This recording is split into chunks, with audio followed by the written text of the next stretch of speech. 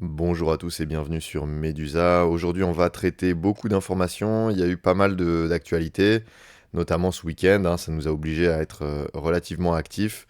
Bon, bah, déjà pour tenir au courant tous les membres de notre cercle d'investissement, mais aussi parce que bah, voilà, dans ces moments-là, quand on a une volatilité qui se compresse avec un range très serré qui se met en place, comme on a pu avoir surtout le week-end, il vaut mieux être quand même conscient des enjeux qui se passent parce que si ça part d'un côté, ça peut partir relativement fort. Donc là, on a eu un mouvement haussier, on a eu justement une résolution de ce range par le haut. On va le voir un petit peu plus tard, mais vous voyez, hein, sur le total, on a eu ça, mais sur le Bitcoin, c'est d'autant plus serré, hein. Vous voyez qu'on avait eu un range globalement entre 109 750 dollars et 108 623 dollars précisément. La volatilité s'est vraiment compressée et là on a eu affaire à un short squeeze. Donc on va regarder un petit peu les tenants et les aboutissants. Est-ce que là c'est plutôt une zone de prise de profit? Est-ce que c'est le début du rallye haussier qu'on attend? Bon, on va regarder un petit peu ça, on va regarder ce qui se passe côté macroéconomie, côté liquidation. On va regarder un petit peu nos indicateurs avancés pour regarder tout ce qui se passe de ce côté-là. Je vous rappelle, ceux qui le souhaitent, qui veulent savoir qui je suis, mon histoire, mon parcours, ce qu'on propose également chez Medusa, notre proposition de valeur, notre proposition à vous, investisseurs, vous avez la possibilité de cliquer sur les premiers liens en description. On parle un petit peu de tout ça dans une vidéo, ça dure 11 minutes. Au moins, vous avez un petit peu le cœur net. Si vous nous suivez, c'est toujours l'occasion d'apprendre quelque chose, de comprendre un petit peu mieux notre façon de penser. Et puis voilà, ça vous engage à rien une fois que vous avez regardé la vidéo. Il n'y a pas besoin de mail pour regarder la vidéo. Vous cliquez sur le lien, vous regardez la vidéo. Si ça vous plaît, si ça vous plaît pas. Au moins, vous comprendrez un petit peu ce qu'on travaille dans notre cercle d'investisseurs. Ok, donc on va démarrer tout de suite avec le Bitcoin. Donc là, on est actuellement à 111 750 dollars. Donc on a bien rebondi, hein, quand même. On est venu chercher ces niveaux-là, ce qui fait une hausse de 2,2%. Qui s'est passé dimanche dans la nuit, hein. C'est souvent le cas quand on a des mouvements volatiles. Alors honnêtement, du coup, ça perd un petit peu de crédibilité sur la potentielle durabilité de ce mouvement-là, parce que les mouvements, quand ils sont faits le week-end ou quand ils sont faits voilà, comme ça, dans la nuit du dimanche au lundi, avant l'ouverture du CME, c'est pas forcément l'idéal, hein. Je vous rappelle que le Chicago Mercantile Exchange, donc le Bitcoin CME, qui est juste là, bah, vous voyez qu'on a eu un gap à l'ouverture, c'est-à-dire que là, c'est la cotation du Bitcoin sur les marchés américains traditionnels, donc ça fait quelques années quand même que ça existe, cette affaire. Et vous voyez que donc on a une clôture le vendredi et une réouverture le lundi. Ok, c'est fermé les jours fériés, etc. Ça reprend les horaires de la bourse traditionnelle US. Ici, vous voyez qu'on a eu un gap à l'ouverture, donc on a eu ici une hausse de l'ordre de 1,2% qui n'était pas réalisée lorsque le Chicago Mercantile Exchange était ouvert. Ça retire un petit peu de probabilité de maintien de ces niveaux de prix-là.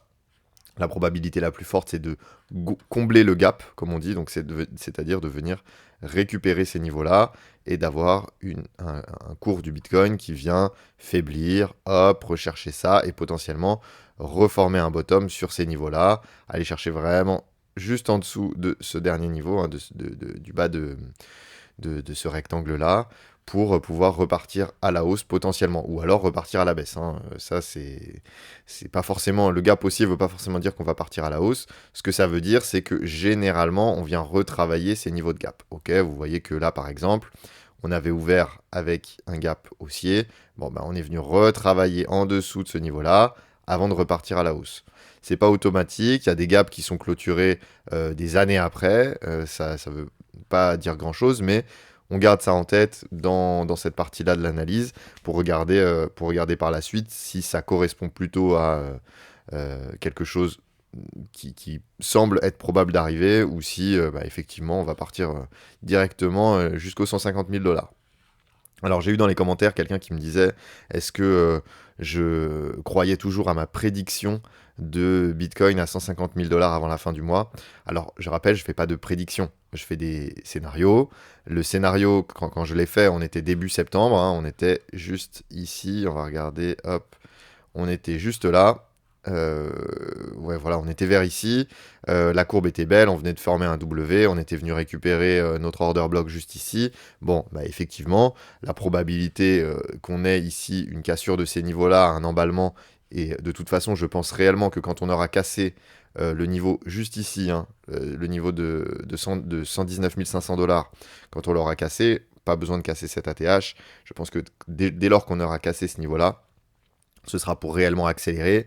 Et je pense que sous 5 jours, une semaine, après avoir cassé ce niveau-là, réellement cassé, hein, avec une confirmation, etc., un bon setup, voilà, des personnes qui pensent que c'est juste un dead cat bounce, etc. Bon, bah là, effectivement, je pense qu'on sera très rapidement aux 150 000 dollars. Donc, je ne fais pas de prédiction et je ne pense pas que cette prédiction soit juste, hein. Je ne pense pas que on arrivera aux 150 000 dollars d'ici la fin du mois. Vous avez retrouvé dans la dernière vidéo que j'ai publiée vendredi un peu mon track record, les performances qu'on peut avoir en analyse graphique, les analyses que j'ai pu réaliser sur les 6 derniers mois sur YouTube. Est-ce que oui ou non elles ont été pertinentes? Est-ce que oui ou non j'ai fait des bonnes analyses? Bon, alors évidemment, si vous me suivez, vous voyez qu'à chaque vidéo, c'est 30-40 minutes d'explication de comment je construis mon scénario. Évidemment, l'idée c'est de savoir si est-ce que ces 30-40 minutes d'analyse c'est du vent ou alors est-ce que ça a réellement eu un impact. Bon, bah, spoiler, sur les 17 dernières analyses, il y en a 14 qui sont bonnes. Donc évidemment, il y en a toujours hein, qui sont pas bonnes, hein. Je veux dire, il y a un moment, je ne suis pas devin. Et là, effectivement, ici, tout était aligné pour avoir une cassure. On l'a pas eu. Ici, on va essayer de regarder ce qu'il en est. Est-ce que on est plutôt reparti pour faire notre gros W ou alors est-ce que on est parti pour repartir à la baisse, retravailler ce support, potentiellement casser ce support-là et hop, aller chercher plus bas. On va regarder ça, je vous donnerai bien entendu mon point de vue. Vous savez que la particularité de cette chaîne, c'est de vraiment donner le scénario à la plus forte probabilité de l'exprimer, d'accord? Je vous exprime également quand j'ai du doute, hein. Il y a des moments où les charts sont très clairs, il y a des moments où le fondamental et la technique sont alignés, donc c'est très facile de savoir ce qui va se passer. Il y a d'autres moments où c'est compliqué. La technique dit quelque chose, le fondamental dit autre chose, les mouvements long terme et les mouvements moyen terme ne disent pas la même chose. Et dans ce cas-là, bah, il faut adapter sa gestion de risque. Je vous rappelle que le but du trading, c'est d'adapter sa gestion de risque. Quand on y voit clair, bah, on peut mettre un peu plus de billes.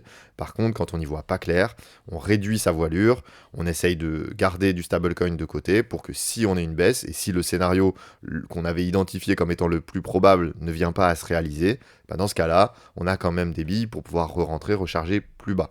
Ok ? Donc on va démarrer tout de suite avec la partie ETF. Alors on a eu quelques sorties côté BlackRock. Je vous rappelle que je regarde pas les autres portefeuilles. Honnêtement, ils m'intéressent très peu. Vous allez voir que c'est jamais. Enfin, si vous prenez ces courbes-là, c'est jamais très intéressant à regarder, hein. Fidelity, etc.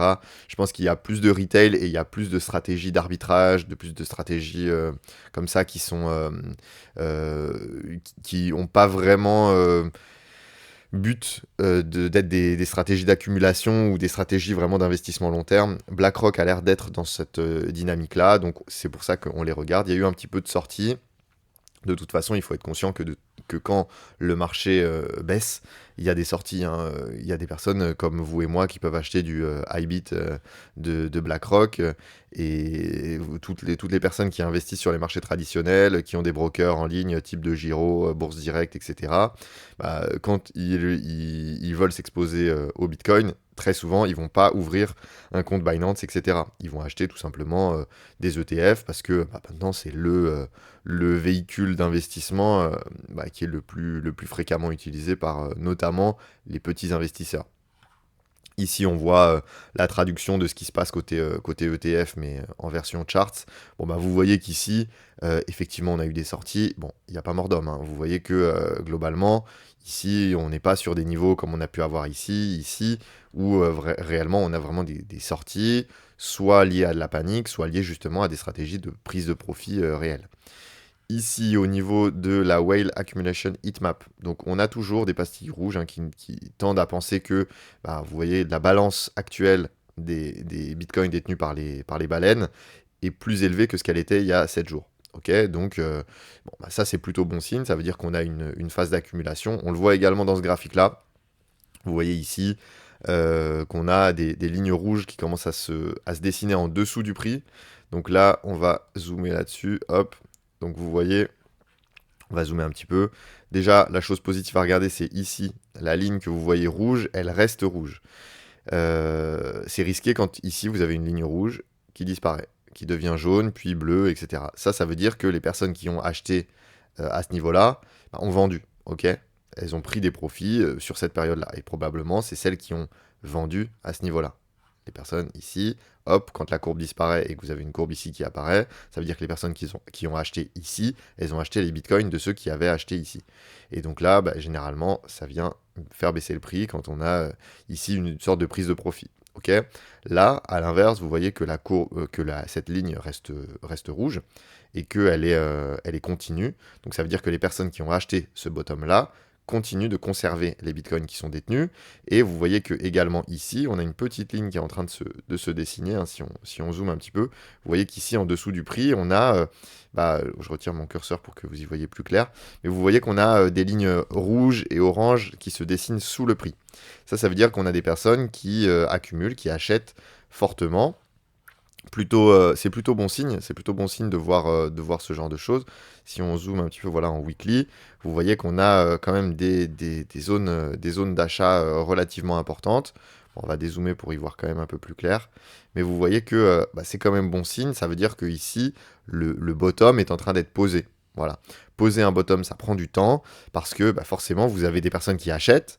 Le prix, on va avoir toujours le fameux déséquilibre entre acheteurs et vendeurs, dont je vous rabâche la tête depuis si longtemps. Le déséquilibre entre acheteurs et vendeurs se met en place, donc puisqu'on a beaucoup d'acheteurs à ce moment-là. Les vendeurs se fatiguent, ils arrêtent de vendre, les acheteurs continuent d'acheter, on a un déséquilibre, on a plus d'acheteurs que de vendeurs, le prix monte. Ok, c'est très simple, il faut revenir au basique hein, quand c'est comme ça. Ici, à l'inverse, voilà, les acheteurs qui s'étaient positionnés ici arrêtent d'acheter. Les vendeurs retrouvent une zone intéressante pour vendre, ils recommencent à vendre. On retrouve un équilibre entre acheteurs et vendeurs, le prix stagne, puis le prix se dégrade un petit peu, il y a moins d'acheteurs, etc. Le prix se dégrade, là en l'occurrence il y a eu plus de vendeurs que d'acheteurs.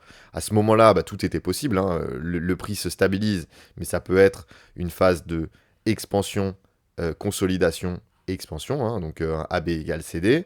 Et à l'inverse, vous avez également la possibilité d'avoir un retournement avec ici justement une structure baissière qui se met en place et une cassure avec justement ici des vendeurs qui prennent la confiance, qui ont des profits, qui décident de recharger leur short, etc.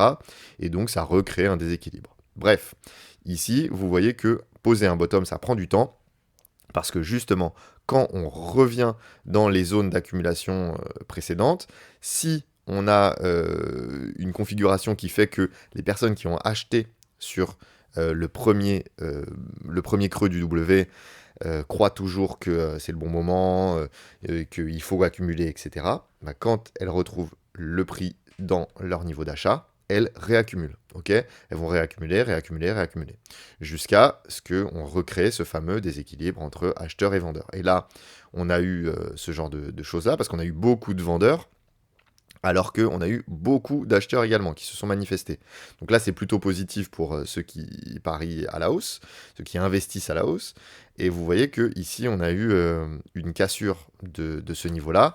Et forcément, ce qu'on a eu, c'est tous les vendeurs qui sont arrivés sur le marché pendant toute cette phase d'accumulation. Hein. Vous voyez qu'on a eu ici une grosse phase de stagnation avec, il n'y a pas eu tant d'augmentation de l'open interest, mais on en a eu un petit peu. Donc l'open interest, je vous rappelle que c'est la somme des positions ouvertes sur les contrats dérivés. Ici, on n'a pas eu de hausse importante de l'open interest, mais vous voyez que ici, quand on est venu casser le niveau du précédent support, de la précédente résistance, pardon, juste ici, hein, voilà, celui-ci, etc. Quand on est venu le casser, on est parti très fortement à la hausse, parce qu'en fait, toutes les personnes qui ici ouvraient des positions short à répétition, hein, donc les positions short, hop, voilà, ils mettent leur stop loss ici, ils veulent prendre des profits ici, tous les traders de range, Donc là, vous voyez, 3,5 pour 1 de risk-reward, c'est assez bien. Bon, bah voilà, vous avez des personnes qui rentrent ici. Bah, quand on atteint leur stop loss, elles sont liquidées, elles perdent leur mise. Donc celui qui avait parié 100 $, pour espérer en gagner 348 ici, bon bah vous voyez ici, hop, il perd ses 100 $. Et donc forcément, quand il perd ses 100 $ et qu'il a une position short, il va devoir racheter sa position. Sur le marché, si quand vous êtes vendeur à découvert, ça veut dire que le broker vous autorise de vendre même si vous n'avez rien du coup en contrepartie, et à l'inverse, pour clôturer votre position, il faudra racheter les 100 $. Donc vous rachetez 100 $ de Bitcoin à ce moment-là, ce qui fait augmenter le prix puisque vous êtes de nouveau un acheteur, et donc forcément le prix va de plus en plus vite, de plus en plus haut. Donc ceux qui avaient leur stop loss ici se font liquider, mais du coup, quand ils se font liquider, ils rachètent. Donc, on a encore plus un déséquilibre entre acheteurs et vendeurs qui se crée. Donc, celui qui avait son stop loss ici se fait liquider, et ainsi de suite. C'est ce qu'on appelle un short squeeze dans l'analyse graphique. Ok. Donc, le short squeeze, c'est ce qu'on a eu ici. Donc, le fameux ressort qu'on avait compressé, ce squeeze, hein, il se relâche, et du coup, on retrouve un Bitcoin qui augmente très fortement avec une courbe qui est souvent très très verticale. Bon, ça c'est ce qu'on a eu. Vous voyez que ce qui n'est pas forcément le plus rassurant du monde, c'est qu'ici, on a eu, hop, juste ici, une augmentation des fundings, ok. Les fundings, je vous rappelle que ça traduit du déséquilibre entre acheteurs et vendeurs. Plus on a une courbe, ce qu'il faut regarder, c'est la dynamique, hein. Ce qu'il faut regarder, c'est pas forcément la valeur absolue, même si ça a une importance également. Mais ce qu'on veut regarder, je trouve pas ma flèche, c'est ici la tendance, ok. Donc ici, le fait qu'on ait eu une augmentation entre là et là, ça veut dire qu'ici, on avait beaucoup de vendeurs et peu d'acheteurs, et à l'inverse, ici, on a peu de vendeurs et beaucoup d'acheteurs. Le problème, c'est également que ici, ça s'est fait sur une augmentation de l'open interest. Donc ici, vous voyez que entre là et bon, là, on a eu une augmentation. Bon, après, on a eu une petite liquidation. Donc finalement, c'est pas forcément plus mal. Ici, ce qu'on a eu, c'est donc une augmentation quand même de l'open interest, avec ici, à ce moment-là, juste là, des personnes qui, juste ici, voilà, entre là et là, on a eu juste dans ce rectangle-là une augmentation de l'open interest avec une augmentation des fundings. Ça veut dire que des acheteurs sont venus se positionner sur les marchés, sur les contrats dérivés. Vous avez eu beaucoup de personnes qui sont rentrées en se disant ça y est, c'est le breakout, etc. Il faut qu'on achète, ça va partir to the moon, etc. Bon, bah finalement, vous voyez qu'on a eu un retournement. Le côté positif, c'est que avec juste cette petite baisse de prix, juste là, on a liquidé toutes les positions qui étaient ouvertes juste ici. Donc ça, c'est plutôt positif. On est revenu ici à un niveau d'open interest qu'on avait juste là. Donc vous voyez que malgré l'augmentation de prix, on n'a pas eu d'augmentation de position sur l'open interest. Mais là, le sujet, c'est que ici, on a une augmentation de l'open interest avec ici une stagnation des fundings, ok. Donc on a une petite baisse, mais une stagnation quand même, hein. Donc la baisse, elle est quand même assez mesurée. Donc il va falloir regarder là maintenant ce qu'il en est, ok. Là, on devrait comme ça stagner quelques temps, hein. Quelques temps, ça veut pouvoir dire quelques heures comme quelques jours. Bon, quelques jours, c'est peu probable, mais vous allez voir que ici, pendant les heures qui vont venir, la tendance de prix, elle va se dessiner en fonction de ce qui va se passer ici, ok.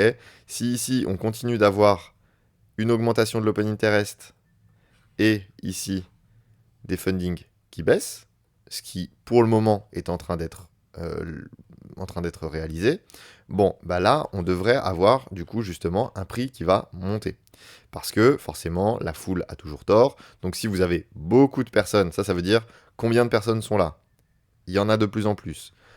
C'est quoi leur sentiment? Si ça baisse, ça veut dire que leur sentiment est pessimiste. Il paraît que ça va aller vers le bas. Bon, bah ici, vous devrez avoir toutes ces personnes-là qui se trompent, et donc on devrait aller à la hausse. Ok? Ça, c'est le scénario le plus probable en termes d'order flow. Maintenant, la courbe en termes d'action de prix, vous voyez que c'est pas très très joli. On est venu faire un short squeeze, récupérer juste là la liquidité qui se trouvait juste ici, ok, et on est en train de se retourner. Ça, c'est pas très très bon signe. Ce qu'on voudrait avoir, c'est une reprise du prix assez rapide. Donc on voudrait avoir ici une courbe comme ceci, hein. Donc vous voyez, hop, aller chercher, tac, et se réappuyer sur ces sommets-là, refaire des creux ascendants assez rapidement pour repartir à la hausse. Si on n'a pas quelque chose comme ça qui se matérialise rapidement, plus on attend, plus le scénario baissier est probable. Ok. Donc si ici on commence à travailler ça, hop, aller un coup vers le bas, aller un coup vers le haut, etc., la probabilité d'aller vers le bas, elle augmente avec le temps. Ça ne veut pas dire que c'est ce qui va arriver, ça veut dire que la probabilité augmente, je répète, hein. Donc ici, l'order flow, il nous dit que pour le moment, on semble être mature pour aller chercher un peu plus haut. On se souvient quand même ce qu'on a dit en début de vidéo, c'est-à-dire le fait que on a tout de même pas mal de probabilité de venir combler le gap du Chicago Mercantile Exchange, hein, du BTC en futur CME. Donc il va falloir le regarder ça. Au niveau du Fear and Greed Index, ça c'est vraiment la chose, hein, que j'ai partagée d'ailleurs dans le groupe Telegram, hein. Donc voilà, on avait des choses très intéressantes. Vous voyez ici, on était à 28%. Donc ça c'est ce que je partageais ce week-end. Donc je vous disais, hein, il a fallu être quand même assez actif parce que bah, vous voyez, hein, par exemple ce que je partageais ici, on a eu ici le mouvement, un mouvement d'accumulation. J'expliquais dans le canal Telegram, donc dans notre cercle d'investisseurs, hein, que vous pouvez rejoindre, qui est disponible dans les liens en description, hein, après la fameuse vidéo dont je vous ai parlé en début de cette vidéo-ci. Donc vous voyez ici, je vous disais qu'on avait de bonnes chances de venir récupérer les supports qu'on avait travaillé en bas, puis partir à la hausse un peu violemment. Bon bah vous voyez que c'est ce qu'on a eu, hein. On a eu ce fameux retour sur les 108 500, etc. Et hop, on est reparti après assez fortement à la hausse. Bon, ça a pris tout le week-end pour créer ce mouvement-là, mais c'est le mouvement qui est apparu. Donc vous voyez ici, hein, c'est justement ce que j'expliquais, venir récupérer les liquidations. La particularité, c'est que les liquidations, si vous regardez en weekly, on en a quand même laissé une bonne partie en dessous du prix. Ici, on a quand même des grosses lignes de liquidation. Ça veut dire qu'ici, il y a eu beaucoup de personnes qui sont positionnées à l'achat. Ce qui est toujours compliqué, c'est de voir si c'est des liquidations qui sont des personnes comme on parlait juste là, c'est-à-dire ces personnes-là. Ici, quand vous avez une baleine qui achète, elle crée beaucoup de liquidations juste en dessous du prix, mais on ne va pas les chercher, d'accord? Parce que justement, elle défend son niveau de prix. Et quand on va les chercher, c'est généralement qu'on va chercher beaucoup plus bas, d'accord? Et là, bah, c'est exactement ce qu'on a. On a ici des grosses liquidations qui sont arrivées, après un range, etc. On est venu récupérer beaucoup de liquidations. Ça, c'est pour la partie court terme. Mais si on regarde sur la partie long terme, on observe quand même que le prix, il était descendu en escalier et qu'on était venu récupérer à chaque fois, créer de la liquidation sous le prix, récupérer cette liquidation, faire une phase horizontale, créer de la liquidation sous le prix, récupérer cette liquidation sous le prix, et ainsi de suite. Donc là, vous voyez que les grosses liquidations qu'on a justement au niveau des 90 000 dont je vous avais parlé, dont je parle régulièrement, qui sont celles des gros portefeuilles qui ont acheté il y a maintenant plusieurs mois, hein, et qui ont acheté sur cette phase juste ici, hop, qui ont acheté juste là. Donc les personnes qui ont acheté juste là, elles ont leur niveau de liquidation également ici, hein. Donc ici, c'est ce qu'on retrouve à ce moment-là dans les liquidations long terme, juste là. Et donc ici, c'est potentiellement des liquidations qui pourraient tenir. Ok. Ici, à l'inverse, vous voyez qu'on était venu récupérer à chaque fois les liquidations, hop, monter en escalier, récupérer toutes les liquidations. Là, on a fait un peu l'inverse. Donc ici, à chaque fois, il faut comprendre que à chaque fois qu'on baisse comme ça et que vous avez des liquidations, c'est des gros portefeuilles qui peuvent rentrer en position. Parce que quand vous avez des millions et des millions et des millions de dollars d'investissement à faire sur le Bitcoin, vous ne pouvez pas acheter comme ça. Parce que si vous achetez, vous créez un tel déséquilibre entre acheteurs et vendeurs que le prix part à la verticale. Donc ici, il faut toujours être vigilant à ça. Et c'est pour ça qu'ils vont comme ça créer des phases horizontales, faire baisser le prix, et hop, pouvoir racheter dans ces phases où le prix a baissé. Mais ça peut prendre généralement beaucoup de temps. Donc de voir ici des phases d'accumulation qui sont relativement longues, c'est pas délirant, hein, c'est pas stupide du tout, et ça ne veut pas forcément nous dire que ça va aller à la baisse. Donc ici, vous voyez que au niveau des liquidations, c'est assez compliqué à lire, tout comme l'order flow, hein, vous voyez que c'est quand même relativement compliqué à lire.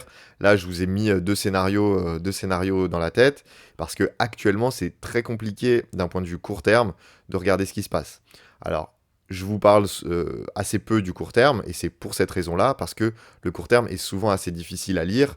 Il faut être vraiment sur... Le court terme se dessine assez rapidement. C'est-à-dire que là, il faudrait que je sois derrière les écrans en live pendant 4 heures pour regarder les évolutions de prix, pour vous dire, ah là, ça y est, hop, on a cassé ça, là, il y a l'open interest qui fait ça, bon, bah là, le scénario, on part à la hausse, il est probable, etc. Mais donc ça devient du trading. Moi, c'est pas ce que je fais. Parce que déjà, ça m'intéresse pas d'être collé aux écrans systématiquement, et c'est pas là où je suis le meilleur, hein. Il faut connaître ses forces et ses faiblesses et son profil d'investisseur. Moi, là où je suis le meilleur, c'est sur l'investissement long terme, donc c'est ce que je fais et ce que je privilégie. Ok. Si on regarde également sur Ethereum, vous voyez que là, c'est un petit peu plus lisible, parce que ici, on a eu un joli W qui a été créé juste là, hop, hop. On a eu un beau W avec une phase d'accumulation, une cassure, et ça s'est fait avec des phases de funding négatif. Vous voyez, on est passé dans le rouge, donc ici les taux de financement sont passés dans le négatif, ça veut dire que pendant cette période-là, on a eu quand même beaucoup de peur, beaucoup de doutes, ça s'est vu, hein, les personnes ont partagé, on passe en dessous des 4000 $, Ethereum, ça y est, c'est fini, franchement, à peine une petite hausse, et ça y est, ça se retourne, enfin, beaucoup de frustration, beaucoup de peur, etc. Et ça, c'est plutôt très positif, hein, de voir ce genre de mouvement-là, surtout sur des supports, hein, parce que là, on avait justement breaké ce support-là, mais vous voyez que vous aviez juste ici, hop, hop, hop, vous aviez le support du précédent top, ici, de juillet 2025, qui était dessiné. Donc on a recréé un W juste là, etc., dans des phases de funding négatif. Bon, Ethereum, il tient à nous dire, ce qu'il nous dit, c'est « je reste fort », et ce que ça nous dit également, c'est qu'il y a encore un intérêt fort sur les altcoins, sur le roi des altcoins, hein, pour le moment c'est Ether. À l'avenir, ce sera peut-être Solana, mais pour le moment, ça reste toujours Ether.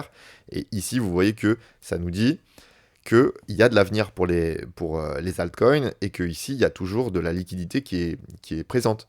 Ça nous dit ici que des gros portefeuilles trouvent que 3 950 $ pour un Ether, c'est un prix intéressant et qu'ils ont envie de se positionner dessus. Donc ça, c'est plutôt très positif sur Ethereum. Sur Bitcoin, c'est plus mitigé.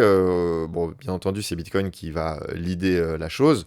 Je pense toujours qu'à moyen terme, d'avoir vu un comportement comme celui-ci sur des niveaux de support, etc., c'est plutôt très positif. Ça veut dire qu'on a toujours un prix qui est soutenu.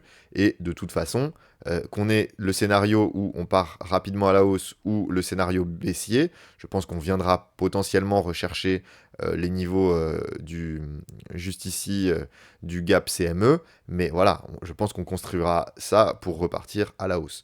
Tout ça, c'est une question de temps. De toute façon, il ne faut pas être pressé dans l'investissement. Dites-vous bien que si on arrive à aller ici, bah, ça laisse toutes les personnes qui sont en DCA, toutes les personnes qui investissent mois par mois, ça leur laisse encore un peu plus de temps pour se positionner sur les bonnes cryptos. Toujours est-il qu'il faut se positionner sur les bonnes cryptos. Au niveau ici de l'accumulation, donc on en a parlé, des prises de profit, bon, bah, il n'y a pas eu de prise de profit chez les baleines. Et ça également, ça vient nous dire que à moyen terme en tout cas, donc à court terme ça veut rien nous dire, hein, on peut avoir une correction sans avoir de prise de profit, mais la différence c'est les corrections versus les retournements de marché. Et là, on pourrait avoir une correction, mais le fait d'avoir un retournement de marché est très peu probable. Parce que évidemment, quand on a des phases de distribution, alors là je vais l'avoir juste ici, quand on a des phases de distribution, par exemple sur le cycle précédent, vous voyez que les profits réalisés, bah, vous voyez qu'on a des spikes réguliers. Ok, à chaque fois qu'on fait un sommet, on reprend des prises de profit, etc. Des prises de profit, des prises de profit. Vous avez des grosses zones de prise de profit qui vous montrent que bah, là, à ce moment-là, vous avez beaucoup de personnes qui sortent, qui vendent leurs profits, qui vendent leur Bitcoin et qui font retourner ce marché. Ok, et là, c'est ce qu'on a eu également en novembre 2021 à l'époque. Et par contre, ici, si je regarde sur ce cycle, on a eu ça juste ici, hein, qui a marqué notre top. On l'a eu juste ici, qui a marqué notre top. On a eu juste ici, qui a marqué justement ce début de phase de range. Mais vous voyez qu'on en a eu très peu. Et vous voyez que depuis quand même un moment, le prix reste haut, donc il y aurait toutes les raisons de prendre des profits, hein, que ce soit ici, etc. Et on n'a absolument aucune zone de prise de profit. Ça, c'est hyper important. C'est presque le plus important, hein, honnêtement. Regardez ces phases-là, ça vous permet de vous dire, ça pour déterminer des tops, c'est vraiment idéal, ok. Ça nous a indiqué les tops dans toutes les phases, hein, parce que évidemment c'est assez logique. Les personnes qui déterminent si le marché va continuer de monter ou pas, c'est les gros portefeuilles, ok. Et c'est eux qui créent les phases d'accumulation, c'est eux qui créent les phases de distribution. Nous, ce qu'il faut qu'on soit, c'est les poissons qui nagent avec les baleines, ok, qui profitent justement des mouvements créés par les baleines. Et ben là, c'est exactement ce qu'il faut qu'on soit. Donc nous, on doit se greffer à ces mouvements-là, les comprendre, les suivre, puisque les baleines laissent des traces à chaque fois qu'elles font des choses. C'est l'avantage de ce marché-là, hein. C'est pour ça que je suis tombé amoureux de ce marché des cryptos et pas des marchés traditionnels, parce que dans les marchés tradis, ça, c'est impossible de le voir, d'accord. Même avec un abonnement Bloomberg, vous n'avez pas ce genre de choses, ok. Il faut téléphoner à vos copains pour savoir ce que eux vont faire, pour savoir si vous aussi vous êtes plutôt vendeur ou plutôt acheteur. Là, vous n'avez pas besoin de le faire, vous avez juste à regarder les données on-chain, et donc ça, c'est hyper, hyper intéressant. Donc pas de profit de ce côté-là, c'est très, très positif. On est toujours dans cette phase d'accumulation juste avant les phases de démarrage, hein. Vous voyez, on passe de l'orange au rouge, etc. Donc ici, on passe petit à petit cette jauge, on se rapproche de la phase 1 avec une phase d'accumulation majeure et donc de déséquilibre acheteur-vendeur qui se met en place.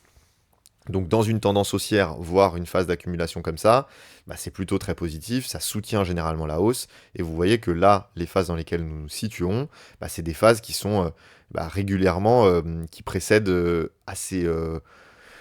manière assez proche les mouvements d'expansion, d'accord. C'est ce qu'on a pu avoir ici en octobre 2023, c'est ce qu'on a pu avoir juste là, rapidement, en janvier 2024, suite à l'approbation des ETF Bitcoin. On a eu ça également en octobre 2024, également ça juste là en avril 2024, en avril 2025, pardon, au moment de la folie des droits de douane, etc., hein. Donc vous voyez que ici, on est potentiellement à l'aube d'un mouvement intéressant. En tout cas, ici, pas de prise de profit, ici, on reste dans une phase d'accumulation. Le côté intéressant, c'est qu'on n'a toujours pas de pression vendeuse de la part des mineurs. Donc les mineurs de Bitcoin, je vous rappelle que depuis le halving, on est à 3,125 Bitcoin minés toutes les 10 minutes. Donc ça veut dire qu'on a en gros 300 000 dollars qui se rajoutent en termes de liquidité toutes les 10 minutes sur le marché. Si ces mineurs-là décident de vendre leur stock, etc., ça crée une pression baissière. Toujours le maître mot, déséquilibre entre acheteurs et vendeurs. C'est toujours quelque chose qui va dans le sens, si vous avez beaucoup de mineurs qui vendent, ça va dans le sens d'une baisse. Et à l'inverse, ici, de voir que vous avez des mineurs qui décident de conserver leur Bitcoin, qui ne remettent pas en vente leur Bitcoin, ou en tout cas qui sont neutres, d'accord, qui ne font pas plus de stock que ce qu'ils ont déjà, mais qui ne vendent pas leur stock, ça c'est très positif, ok. Vous voyez que à chaque fois, les phases de vente se sont faites dans les moments où les mineurs larguaient très fortement. Vous voyez ici, c'est justement ce qui a précédé la grosse phase de choc qu'on a eu ici. Et là, vous voyez que sur toute cette phase haussière, on a eu finalement assez peu de vente de la part des mineurs. Vous en avez eu un petit peu ici, hein, sur ce petit rebond-là, parce que je pense que beaucoup ont cru post-halving à un retournement plus profond. Vous voyez, pour le moment, c'est plutôt positif. Ici, on a encore des short-term holders qui continuent d'accumuler. Ça, c'est très positif également. On a des nouveaux investissements côté Bitcoin. En tout cas, on a des Bitcoins qui changent de main entre les long-term holders et les short-term holders. Donc des bitcoins qui sont détenus depuis moins de 6 mois, il y en a de plus en plus. Ça, c'est positif, c'est un catalyseur de hausse. Mais la particularité, c'est que nous n'avons toujours personne sur les marchés. Il n'y a absolument personne. Vous voyez que ici, si on regarde les vues en weekly sur YouTube des influenceurs américains, des principaux influenceurs américains, ça ne fait que baisser, hein. Vous voyez que là, depuis cette année 2025, franchement, c'est exagéré, hein. Franchement, il n'y a plus personne. Le Bitcoin donne des signes vraiment hyper intéressants. Alors vous allez me dire, forcément, on a eu une hausse parabolique. C'est sûr que c'était mieux de s'intéresser à Bitcoin quand il était à 15 000 dollars que de s'en occuper quand il est à 111 000. Mais ici, vous avez quand même des signaux qui sont très très intéressants, hein, dont on a parlé, et vous avez personne. Donc félicitez-vous, vous êtes early de regarder Bon, vous êtes early à 111 000, hein, donc faut relativiser ce que je dis, mais vous êtes quand même bien positionné, puisque vous êtes ici avant la foule. Alors, je sais plus où j'ai mis mon... vous voyez mes recherches Google. Donc ici, les recherches Google, elles sont toujours au plus bas, hein, le terme crypto. Et c'est pareil, si je regarde Buy Crypto, vous avez toujours personne, hein. Vous avez toujours personne. Ici, Buy Crypto, vous voyez, c'est toujours très très bas. Donc personne s'y intéresse, pas de retail, et ça, justement, il faudra qu'on ait des retails pour avoir cette fameuse explosion, cette fameuse parabole qui va nous emmener vraiment plus haut et qui va faire les mouvements indécents sur les altcoins, etc. C'est évidemment ce qu'on attend. Donc Fear and Greed Index, on en a parlé, hein, mais on est à 37%. Franchement, c'est incroyable, hein, 37% sur les niveaux actuels. Et quand j'en parlais justement dans le canal Telegram avec les membres du cercle, on était à 28, ok, 28%. Je vous rappelle que c'est arrivé très très peu souvent, hein. Sur ce cycle-là, le 28%, on l'a eu ici, au moment de la faillite de FTX, hein, on a été un petit peu en dessous, etc. On l'a eu, on l'a même pas eu ici, hein, alors que ici, il y avait quand même beaucoup de panique. On l'a eu juste là, on a eu 22, etc. Bah, justement, beaucoup de panique après le halving, etc. 9 mois de phase de consolidation, etc. Franchement, c'était très, très éprouvant. Ici, on l'a eu pendant la panique des droits de douane de Trump. Et là, on vient de l'avoir seulement une quatrième fois. Ça fait seulement 4 occurrences d'une peur aussi importante. Franchement, c'est déroutant de voir une peur si forte sur les marchés à des niveaux de prix si élevés. Donc honnêtement, on serait à 85%, je vous dirais de prendre des profits et de partir. Là, cet indicateur à 28%, là, je suis en mode, bon, là, il va falloir choisir les bonnes cryptos, accumuler, parce que quand on va se retourner et qu'on va partir fortement à la hausse, bon, bah, toutes ces personnes-là qui paniquent, elles vont racheter, elles vont vouloir rattraper le train, et elles vont vouloir racheter nos cryptos, donc il faut qu'on ait acheté avant elles, parce que c'est ce qui va continuer cette fameuse hausse. Donc ça, plutôt très positif. Au niveau macroéconomie, la semaine dernière, on a eu des choses qui étaient plutôt bonnes pour l'économie américaine, mais du coup plutôt mauvaises pour les marchés à risque, puisque on a eu des bonnes nouvelles côté emploi et côté économie américaine. Vous voyez qu'on a eu des inscriptions au chômage qui étaient moins élevées que prévu, hein. On avait 232 000, on attendait 233, finalement on a 218 000. On a eu plus de ventes de logements neufs. On a eu également, ici une inflation qui a été maîtrisée, hein. Donc ici on attendait 2,9, on est à 2,9, très bien. Bon, c'est assez logique, hein, vous voyez l'inflation, elle reste stagnante. Donc là, globalement, les chiffres qui sont reportés, ils vont être justes, ok. Quand vous avez des grosses variations, etc., et ça arrive d'avoir des bonnes ou des mauvaises surprises, là, on aura très certainement des inflations qui seront maîtrisées. Donc de ce côté-là, il ne devrait pas y avoir de surprise. On va continuer à le regarder, bien entendu, hein, nous de notre côté, et on vous tiendra au courant. Mais ici, il y a peu de chances d'avoir de mauvaises surprises, ou de bonnes surprises d'ailleurs. Mais par contre, ici, vous voyez que, pareil également, les ventes de logements existants, etc., plutôt positifs. Donc l'économie américaine se porte bien, ce qui fait que c'est venu réduire un petit peu la probabilité d'avoir une baisse de taux à la prochaine réunion, la réunion qui aura lieu dans exactement un mois, le 29 octobre. Vous voyez qu'ici on est passé, on était à 92 et quelques pourcents de probabilité de baisse, on est à 89,3. Bon, ici à 90-10, j'imagine que vous jouez plutôt la probabilité qu'on ait effectivement une baisse de taux. Donc évidemment, on attend quand même cette baisse de taux d'ici le 29 octobre. Donc plutôt positif quand même à ce niveau-là, côté macroéconomie. En tout cas, il n'y a pas de frein à ce niveau-là. Je voulais également vous partager voilà, la position des long-term holders sur Bitcoin. Donc là, on a en noir le prix du Bitcoin sur ce cycle. Donc ici, on a une autre bottom. Ici, nos phases de hausse, consolidation, hein. Ce cycle qui est un peu ce dont on voulait parler quand on parlait de super cycle, hein, le fait d'avoir un cycle en escalier avec des phases d'accumulation longues et un cycle qui du coup est très très long. Des mouvements qui sont assez lents à se produire, mais toujours une hausse, une croissance assez constante. Vous voyez qu'ici, les bottoms se font quand on a des long-term holders qui se remettent à accumuler fortement.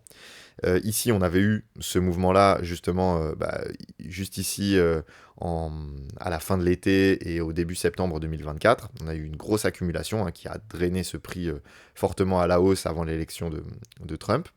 Ici, on a eu la même chose sur un retournement quant aux droits de douane de Trump, etc. Donc, quand on a eu ces fameux droits de douane de Trump qui ont été bah, annulés, reportés, etc.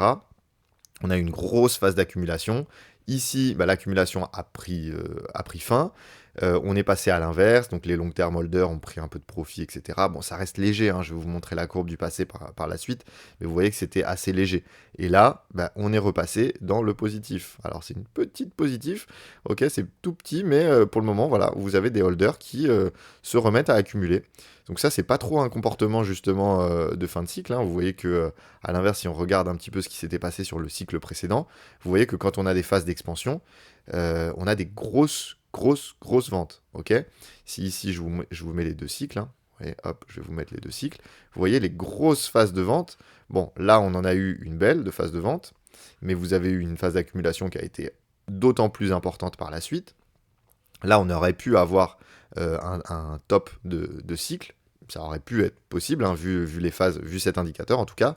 Mais là, on a des toutes petites phases de prise de profit, comme on avait pu avoir à ce moment-là, etc. Et à l'inverse, vous voyez qu'on est déjà en train de réaccumuler. Donc là, plutôt positif également sur cet indicateur.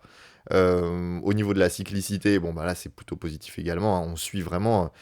C'est remarquable à quel point on suit cette courbe du cycle de 2017 à 2021 hein, pour la performance depuis l'ATH. Donc vous voyez ici, ça pourrait vouloir nous dire voilà, qu'on est dans la dernière phase et qu'on pourrait avoir une expansion qui nous amènerait, là vous voyez, ça nous donne quelques mois, en gros 1 à 2 mois, pour refaire une belle expansion et pour signer notre top de marché. Donc on va s'arrêter là pour cette vidéo, j'espère que ça vous a plu. Donc c'est assez compliqué, hein, je vais finir juste le bilan de cette vidéo, mais c'est assez compliqué de déterminer sur le court terme ce qui peut se passer. Je vous ai précisé les deux scénarios que j'avais en tête. Honnêtement, de toute façon, moi, ça change pas grand-chose, parce que de toute façon, tant que le moyen terme reste positif et que la baisse maximale que j'anticipe, elle est de l'ordre de 2, 3, 4, 5%. Bon, honnêtement, c'est pas énorme, donc je vais pas me prendre des profits particuliers, je vais pas dérisquer ma position, je reste sur les niveaux de gestion de risque que je maintiens actuellement. Mais ici, par contre, sur le moyen terme et sur le long terme, vous voyez que, enfin, le moyen terme, vous voyez que ici, on a des très très belles perspectives. Donc, je pense toujours que cette fameuse expansion, hein, on continuera à la retrouver. Alors déjà à court terme, ici, entre 135 et 153, mais je pense également que ici, entre 132 et 167, on devrait pouvoir les atteindre relativement rapidement. Bon, écoutez, on va s'arrêter là. Pour tous ceux qui le souhaitent et qui souhaitent un petit peu approfondir leur méthode d'analyse, je vous rappelle que vous avez la possibilité de nous rejoindre dans notre cercle d'investisseurs, dans le cercle de Medusa. Vous avez les liens en description. Quand vous cliquez sur ce lien, vous tombez sur une vidéo qui vous explique un petit peu le produit, hein, de quoi on parle, qu'est-ce que c'est que ce canal Telegram, qu'est-ce que je propose, parce que voilà, je vous propose mes altcoins que je suis, des signaux intéressants, je vous donne les alertes en temps réel. Hein, vous voyez, c'est ce que j'ai fait ce week-end pour prévenir tout le monde, tous les membres de savoir quoi faire, etc. Donc n'hésitez surtout pas, on a des places. Et puis si vous voulez nous contacter via Telegram, si vous avez des questions, n'hésitez surtout pas. On y répond et on est réactif. Voilà, je vous remercie, passez une bonne journée, une bonne semaine, et on se retrouve bientôt pour une prochaine vidéo. Au revoir.